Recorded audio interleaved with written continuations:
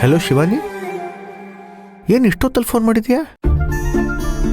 ನಾನು ಕಳಿಸಿರೋ ಫೋಟೋಸ್ ಎಲ್ಲ ಬ್ಲೂಟಿಕ್ ಬಂದಿತ್ತು, ಅದಕ್ಕೆ ನೀನು ಇನ್ನೂ ಎದ್ದಿರ್ತೀಯ ಅಂತ ಫೋನ್ ಮಾಡಿದೆ.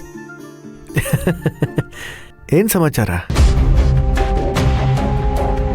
ಇಷ್ಟೊತ್ತು ಸುರಭಿ ನಾವು ಹೋಟ್ಲಲ್ಲಿ ಏನು ಮಾತಾಡ್ತಿದ್ವಿ ಅಂತ ವಿಚಾರಿಸ್ತಿದ್ಲು ತಾನೆ?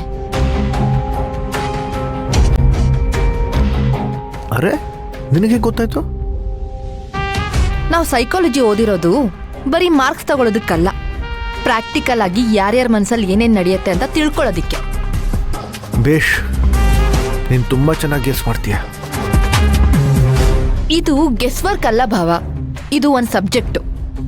ನಿನ್ನ ಮನಸ್ಸಿನ ಪ್ರತಿ ಆಲೋಚನೆಲೂ ಸುರಭಿ ಇದ್ದಾಳೆ ಅಂತ ನೀನವಳ ಇಂಪ್ರೆಸ್ ಮಾಡೋದಕ್ಕೆ ತಾನೆ ಹೇಳಿದ್ದು.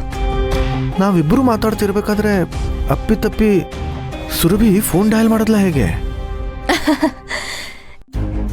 ಇದು ಫೋನಲ್ಲಿ ಕತ್ ಕೇಳಿಸ್ಕೊಂಡಿರೋದಲ್ಲ ಭಾವ, ಇದನ್ನ ಟೆಲಿಪತಿ ಅಂತಾರೆ. ಸುರಭಿ ನಿನಗೇನು ಪ್ರಶ್ನೆ ಕೇಳಿರ್ಬೋದು, ನೀನೇನು ಉತ್ತರ ಹೇಳಿರ್ಬೋದು, ನಾನು ಆರಾಮಾಗಿ ಗೆಸ್ ಮಾಡಬಲ್ಲೆ.